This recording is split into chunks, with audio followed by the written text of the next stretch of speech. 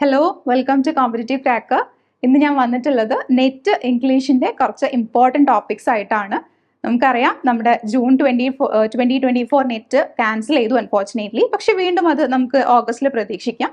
അതുപോലെ തന്നെ നമ്മുടെ നെക്സ്റ്റ് 6 months കോഴ്സ് എടുത്ത് നമുക്കൊരു ലോങ് ടേം ഇൻറ്റൻസീവ് കോച്ചിങ്ങിലൂടെ നമുക്ക് ഡിസംബർ നെറ്റും കൂടെ എയിം ചെയ്ത് പഠിക്കാൻ പറ്റും. ഓക്കെ, അപ്പോൾ ഓഗസ്റ്റ് ആണെങ്കിലും ശരി, ഡിസംബർ ആണെങ്കിലും ശരി, നമുക്ക് ഈ ഒരു വൈഡ് സിലബസ് ഉണ്ടല്ലോ, നമ്മുടെ നെറ്റിന്റെ വൈഡ് സിലബസിൽ വളരെ ഇമ്പോർട്ടൻ്റ് ആയിട്ട് നിങ്ങൾക്ക് ഒരിക്കലും സ്കിപ്പ് ചെയ്യാൻ പാടില്ലാത്ത രീതിയിൽ വരുന്ന കുറച്ച് ടോപ്പിക്സ് ആണ് ഇന്നത്തെ വീഡിയോയിൽ നമ്മൾ ഇൻക്ലൂഡ് ചെയ്തിട്ടുള്ളത്.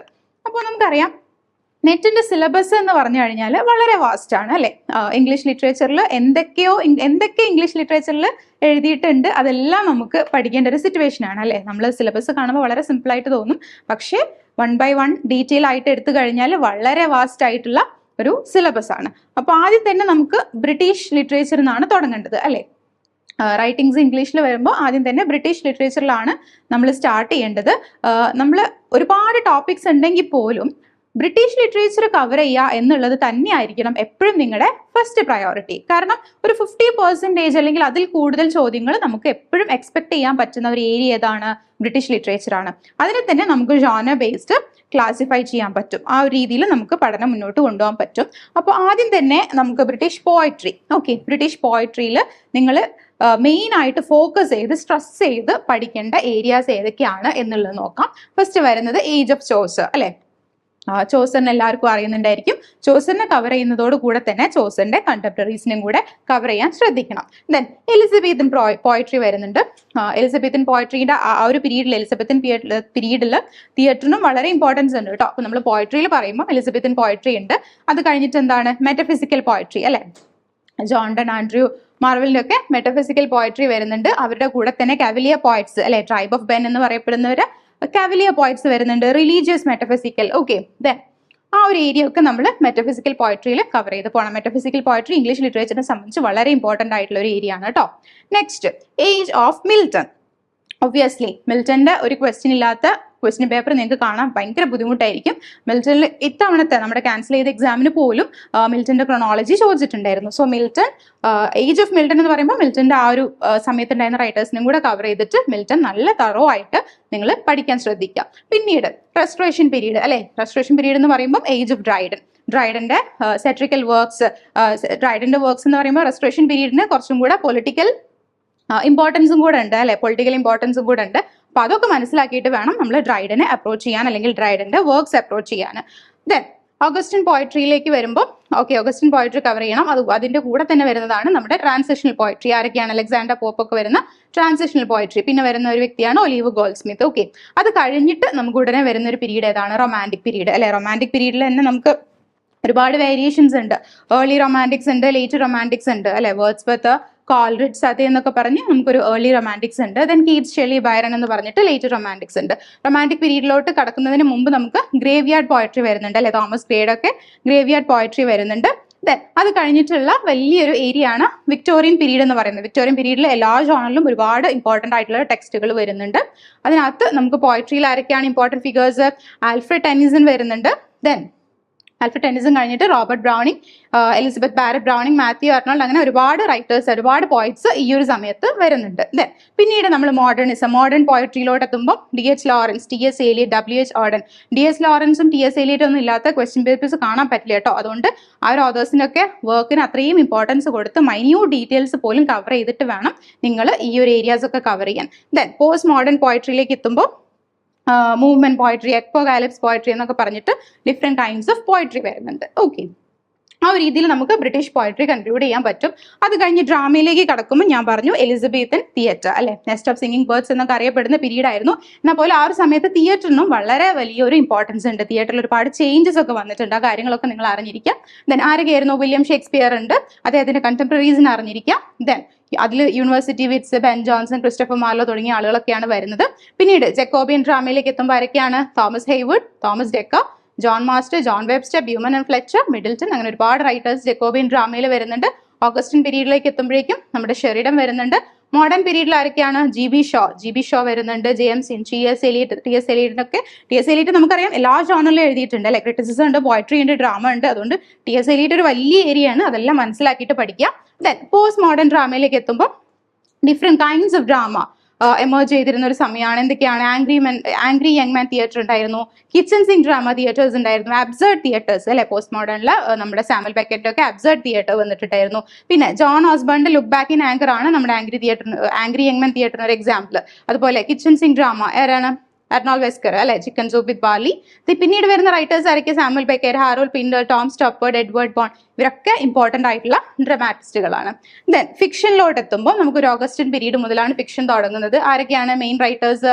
ഡാനിയൽ ഡിഫോ ഉണ്ട്, ജനാദൻ സ്വിഫ്റ്റ് ഉണ്ട്, Joseph Addison, Samuel Richardson, Henry Fielding, Laurence Sterne, Tobias Smollett, Oliver Goldsmith. Okay, ഇത്രയും റൈറ്റേഴ്സ് ഇമ്പോർട്ടൻ്റ് ആണ്. ഒരുപാട് വലിയ ലിസ്റ്റ് ആയിട്ട് തോന്നും, പക്ഷേ ഇതൊക്കെ കീ ആയിട്ട് വരുന്ന കേട്ടോ. നമുക്കറിയാം ഇപ്പൊ മൈന്യൂട്ട് ആയിട്ടുള്ള വർക്ക് എന്നൊക്കെയാണ് ക്വസ്റ്റ്യൻസ് വരുന്നത്.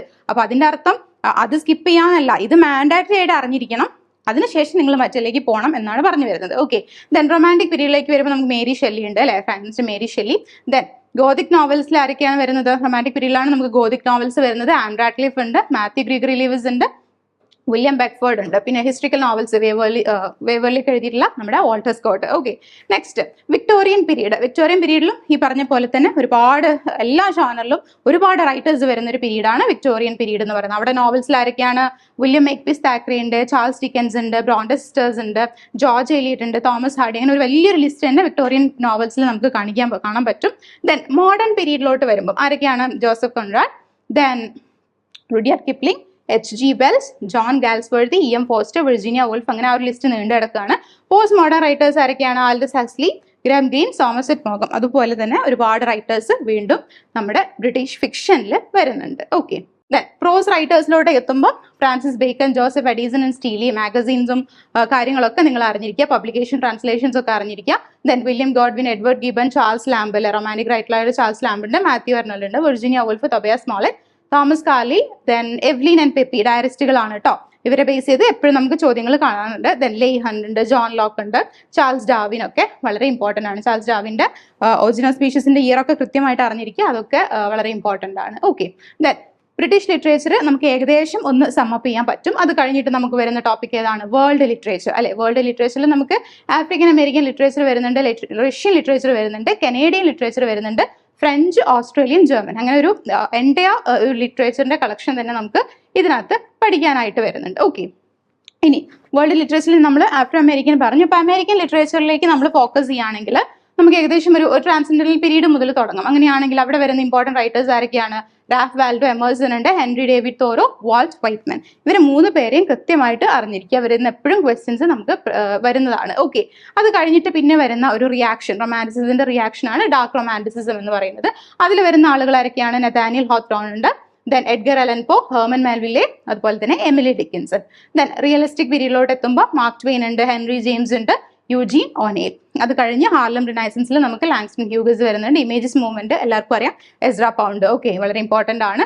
ദെൻ മോഡേൺ റൈറ്റേഴ്സിലൂടെ എത്തുമ്പോൾ ഇവിടെയും T.S. എലിയറ്റിനെ നമ്മൾ അവിടെ കവർ ചെയ്തതാണ് ഓൾറെഡി, ബ്രിട്ടീഷിൽ ഇവിടെ മെൻഷൻ ചെയ്തതേ ഉള്ളൂ. ദെൻ ഏർണസ്റ്റ് ഹെമിംഗ്വേ ഉണ്ട്, എഫ് സ്കോട്ട് ഫിറ്റ്സ്ജെറാൾഡ് ഉണ്ട്, റോബർട്ട് ഫ്രോസ്റ്റ് തുടങ്ങിയ റൈറ്റേഴ്സ് ഒക്കെ വരുന്നുണ്ട്.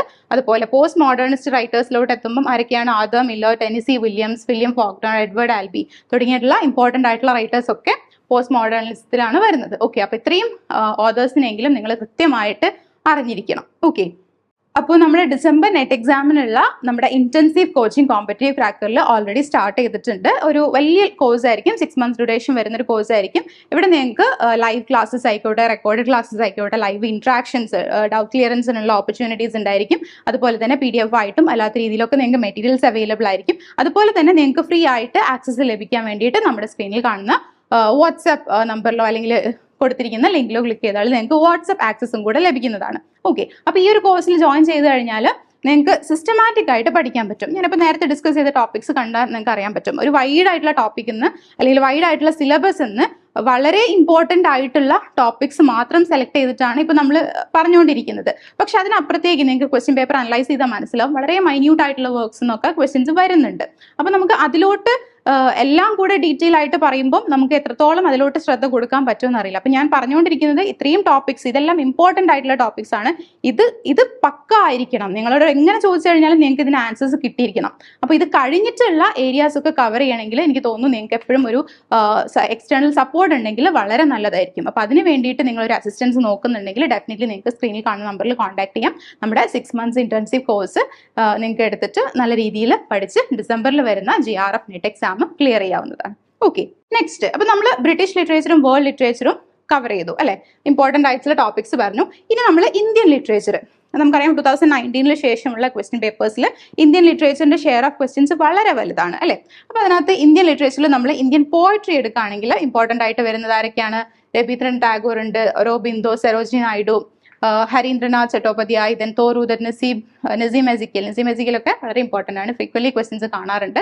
Then AK Ramanujan, Jayanta Mahapatra, P Lal ഒക്കെ എപ്പോഴും മാച്ച് ഫോളോയിങ്ങിലൊക്കെ എപ്പോഴും റെക്കർ ചെയ്ത് കാണുന്ന ഒരു പേരാണ്.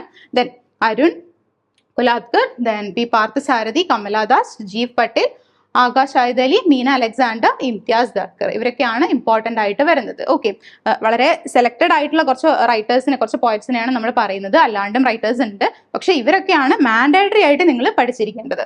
നെക്സ്റ്റ് ഇന്ത്യൻ നോവൽസിലോട്ട് വരുമ്പോൾ ആരൊക്കെയാണ്? നമ്മുടെ ഫസ്റ്റ് 3 ആളുകൾ ആരൊക്കെയാണ്? മുൽക്രാജ് ആനന്ദ് ഉണ്ട്, RK നാരായൺ, അതുപോലെ തന്നെ രാജാറാവു. ഇവരിന്നാണ് ആ ഒരു നോവൽ ബിഗിൻ ചെയ്യുന്നത്. ഇവർ 3 പേര്, ആ ട്രയോ അവരവരാണ് കേട്ടോ.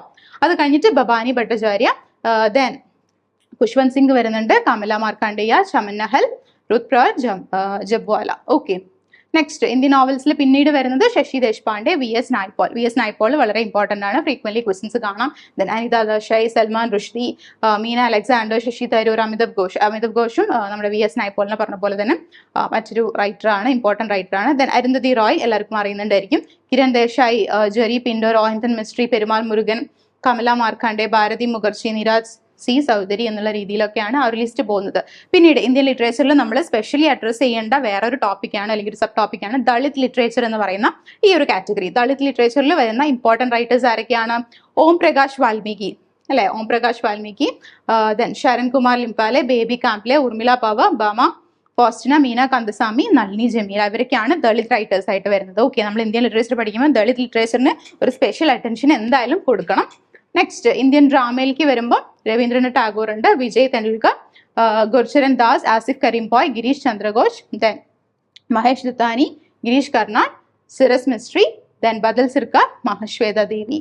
ഓക്കെ, ദെൻ ഇന്ത്യൻ ലിറ്ററേച്ചറിൽ നമ്മൾ 3 ജോണേഴ്സ് ആണ് പറഞ്ഞിട്ടുണ്ടായിരുന്നത്, നോവല്, അതുപോലെ പോയട്രി, ദെൻ ഡ്രാമ. പിന്നീട് നമ്മൾ ഡിസ്കസ് ചെയ്തിട്ടുള്ളത് ദളിത് ലിറ്ററേച്ചർ ആണ്. അത് കഴിഞ്ഞിട്ട് പിന്നെ വരുന്ന കുറച്ച് ടോപ്പിക്സ് ആണ് ഇന്ത്യൻ എസ്തെറ്റിക്സ്. ഓക്കെ, ഇന്ത്യൻ എസ്തെറ്റിക്സിന് നിങ്ങൾ വേണ്ട ഒരു ശ്രദ്ധ കൊടുക്കണം. കാരണം ഞാൻ പറഞ്ഞല്ലോ 2019 ശേഷം ഇന്ത്യൻ എസ്തെറ്റിക്സ് എന്ന് വളരെ നല്ല രീതിയിൽ ചോദ്യങ്ങൾ വരുന്നുണ്ട്. നമുക്ക് പൊതുവെ ഫെമിലിയർ അല്ലാത്ത ഒരു ഏരിയ ആണത്, പക്ഷെ നമ്മൾ കുറച്ചും കൂടെ അഡ്രസ് ചെയ്ത് പഠിക്കേണ്ടതുണ്ട്. ഈവൻ പേപ്പർ 1-ലാണെങ്കിൽ പോലും ഇന്ത്യൻ ലോജിക് എന്നൊക്കെ നിങ്ങൾ ക്വസ്റ്റ്യൻസ് കാണുന്നുണ്ടായിരിക്കും അല്ലേ. അതുപോലെയാണ് നമുക്ക് ലിറ്ററേച്ചറിൽ ഇന്ത്യൻ എസ്തെറ്റിക്സ് ഇപ്പോൾ വരുന്നത്. ദെൻ ഇംഗ്ലീഷ് എഡ്യൂക്കേഷൻ ഇന്ത്യ മറ്റൊരു ഏരിയ ആണ്. ആർട്ടിക്കിൾസും കാര്യങ്ങളൊക്കെ നമുക്ക് ഇതിനകത്താണ് വരുന്നത്. ദെൻ റിസർച്ച് മെത്തഡോളജി ഇൻ ഇംഗ്ലീഷിൽ നമുക്ക് എങ്ങനെ റിസർച്ച് ചെയ്യാം, അതിന്റെ കാര്യങ്ങളൊക്കെ ഈ ഒരു ടോപ്പിക്കിൽ നമ്മൾ അറിഞ്ഞിരിക്കണം. മെത്തഡോളജീസും റിലേറ്റഡ് ക്വസ്റ്റ്യൻസ് നമ്മൾ അറിഞ്ഞിരിക്കണം. പിന്നീട് നിങ്ങൾ ശ്രദ്ധിക്കേണ്ട വളരെ ഇമ്പോർട്ടൻ്റ് ആയിട്ടുള്ള മറ്റൊരു ഏരിയ ആണ് മാഗസീൻസ്, ബൈബിൾസ്, ട്രാൻസ്ലേഷൻസ്, അവാർഡ്സ് അല്ലെ, Nobel prize, Pulitzer prize, Booker prize, അങ്ങനെ ഡിഫറെന്റ് അവാർഡ്സ് ആൻഡ് പ്രൈസസ് ഉണ്ടായിരിക്കും. ആ കാര്യങ്ങളൊക്കെ നിങ്ങൾ അറിഞ്ഞിരിക്കണം. അതുപോലെ different magazines, newspapers, periodicals കാര്യങ്ങളൊക്കെ തറവായിട്ട് പഠിച്ചിരിക്കുക. ബൈബിൾസും അതുപോലെ തന്നെ ട്രാൻസ്ലേഷനും കാര്യങ്ങളൊക്കെ അറിഞ്ഞിരിക്കാം. ഇത്രയും ഒരു ഏരിയ കവർ ചെയ്യുന്നതോടുകൂടെ നമ്മുടെ ലിറ്ററേച്ചർ പോർഷൻ കഴിഞ്ഞു. ഇനി എന്താണ് ലിറ്റററി തിയറി അല്ലെ. ഡിഫറെന്റ് തിയറീസ് ഉണ്ട്. നിങ്ങൾക്ക് അറിയുന്ന തിയറീസ് തന്നെയാണ് ഇതെല്ലാം. Formalism, new criticism, structuralism, deconstruction, അല്ലെങ്കിൽ post structuralism, reader response theory, archetypal criticism, then psycho analytical criticism, Marxism, feminism, cultural studies, അതുപോലെ post colonial theory, modernism, post modernism. ഈ ഒരു രീതിയിലാണ് നമ്മുടെ തിയറീസ് വരുന്നത്. ഇതിൻ്റെ ഒക്കെ ഒരു എന്താ പറയുക ക്രോണോളജിയും കൂടെ നിങ്ങൾ അറിഞ്ഞിരിക്കണം. ഏത് തിയറി ആദ്യം വന്നു, അല്ലെങ്കിൽ തിയറിന്റെ കോൺസെപ്റ്റുകൾ എന്തൊക്കെയാണ്, വർക്ക്സുകൾ എന്തൊക്കെയാണ്, ഈ വർക്ക്സുകളുടെ ക്രോണോളജി കാര്യങ്ങളൊക്കെ കൃത്യമായിട്ട് അറിഞ്ഞിരിക്കുക. ഒരുവിധം തിയറിയിൽ നമുക്ക് സ്റ്റേറ്റ്മെന്റ് ടൈപ്പ് ക്വസ്റ്റ്യൻസ് തരുമ്പോൾ നമുക്ക് കറക്റ്റ് ചെയ്യാൻ പറ്റും, ആൻസേഴ്സ് കിട്ടും. പക്ഷെ ക്രോണോളജി വരുമ്പോഴാണ് പലപ്പോഴും നമ്മളൊന്ന് ഡിഫിക്കൽട്ടായിട്ട് നമുക്ക് തോന്നാറ്. ഓക്കെ, അതാണ് ലിറ്റററി തിയറിയിൽ നിങ്ങൾ ശ്രദ്ധിക്കേണ്ടത്. പിന്നെ തിയറിയോട് അസോസിയേറ്റ് ചെയ്ത് തന്നെ നമുക്ക് മറ്റൊരു ഏരിയ ഏതാണ്? ക്രിറ്റിസിസം അല്ലെ. ക്രിറ്റിസിസത്തിൽ ആരൊക്കെയാണ്? Plato, Aristotle, John Milton, Alexander Pope, B.B. Shelley, Wordsworth, Samuel Taylor Coleridge, അല്ലെ ഇവരുടെ ലിറിക്കൽ ബാലൻസ് ഒക്കെ കൃത്യമായിട്ട് അറിഞ്ഞിരിക്കുക കേട്ടോ. അതിലൊന്നും ഒരു കാരണവശാലും നമുക്ക് കൺഫ്യൂഷൻസ് വരരുത്. അതൊക്കെ കൃത്യമായിട്ട് നമ്മൾ അറിഞ്ഞിരിക്കേണ്ട ഏരിയാസ് ആണ്. Samuel Johnson, Matthew Arnold, T S. Eliot, William Hazlitt, Thomas De Quincey, John Ruskin, E M. Forster. ഈ ഒരു രീതിയിലാണ് നമുക്ക് ക്രിറ്റിസിസം കൂടെ വരുന്നത്. ഓക്കെ, പിന്നെ ELT ലിംഗ്വിസ്റ്റിക്സ് എന്നുള്ള ഏരിയകളൊക്കെ ഉണ്ട്, അതൊക്കെ ചേർത്ത് പഠിക്കാൻ ശ്രദ്ധിക്കുക. അപ്പോൾ ഞാൻ പറഞ്ഞു വരുന്നത് വളരെ ഇമ്പോർട്ടൻ്റ് ആയിട്ടുള്ള ടോപ്പിക്സ് ആണ് ഞാനിപ്പോൾ ഡിസ്കസ് ചെയ്തിട്ടുണ്ടായിരുന്നത്. അപ്പോൾ ആ ഒരു ടോപ്പിക്സിൽ നിങ്ങൾക്ക് മനസ്സിലായിട്ടുണ്ടാവും ഓൾറെഡി നമുക്ക് വളരെ വാസ്റ്റ് ആയിട്ടുള്ള ഒരു സിലബസ് ആണ് അല്ലേ. അപ്പോൾ അതിൽ നിന്ന് വളരെ സെലക്റ്റഡ് ആയിട്ടുള്ള ടോപ്പിക്സ് ആണ് പറയുന്നത്. അപ്പോൾ അതല്ലാണ്ടും വളരെ മൈനർ ആയിട്ടുള്ള റൈറ്റേഴ്സ് മൈനർ വർക്ക്സുകൾ നമുക്ക് പലപ്പോഴും നെറ്റിന് ചോദിച്ച് കണ്ടിട്ടുണ്ട്. ഇത്തരത്തിൽ ഈ ടോപ്പിക്സ് എല്ലാം കവർ ചെയ്തുകൊണ്ട് വളരെ ഇൻറ്റൻസീവ് ആയിട്ടുള്ള 6 months കോഴ്സ് ആണ് നമ്മൾ കോമ്പറ്റേറ്റീവ് ക്രാക്കിൽ ഇപ്പോൾ സ്റ്റാർട്ട് ചെയ്തിട്ടുള്ളത്. അപ്പോൾ നിങ്ങളൊരു ഫെർദർ അസിസ്റ്റൻസ് നോക്കുന്നുണ്ട്, ഒരു എക്സ്റ്റേണൽ സപ്പോർട്ട് നിങ്ങൾക്ക് ആവശ്യമുണ്ട്, വളരെ സ്ട്രക്ചേർഡ് ആയിട്ട് പഠിക്കാൻ ഒരു ഹെൽപ്പ് നിങ്ങൾക്ക് വേണമെന്നുണ്ടെങ്കിൽ നിങ്ങൾ ധൈര്യമായിട്ട് കോമ്പറ്റേറ്റീവ് ക്രാക്കറിൽ നമ്മുടെ ഇൻറ്റൻസീവ് കോഴ്സിൽ ജോയിൻ ചെയ്യാം. ഇവിടെ നമുക്ക് ലൈവ് ക്ലാസ്സും റെക്കോർഡഡ് ക്ലാസ്സും ഫെർദർ അസിസ്റ്റൻസും ഡൗട്ട് ക്ലിയറിംഗ് സെഷൻസും അതുപോലെ തന്നെ നിങ്ങൾക്ക് വേണ്ടിയുള്ള മെറ്റീരിയൽസും എല്ലാവിധ സപ്പോർട്ടുകളും നമ്മൾ അറേഞ്ച് ചെയ്തിട്ടുണ്ട്. അപ്പം ഇത്തവണത്തെ December 2024 നെറ്റ് വിത്ത് JRFോട് കൂടെ തന്നെ നിങ്ങൾക്ക് ക്രാക്ക് ചെയ്യാൻ സാധിക്കട്ടെ. ഇതുപോലത്തുള്ള വീഡിയോസ് അല്ലെങ്കിൽ നിങ്ങളുടെ സിലബസ് അനാലിസിസും നമ്മുടെ PYQസും അങ്ങനത്തെ വളരെ റെലവെന്റ് ആയിട്ടുള്ള ടോപ്പിക്സിൽ വരുന്ന വീഡിയോസിനും കൂടെ വേണ്ടിയിട്ട് നമ്മുടെ ചാനലും കൂടെ ഒന്ന് സബ്സ്ക്രൈബ് ചെയ്യാം. താങ്ക്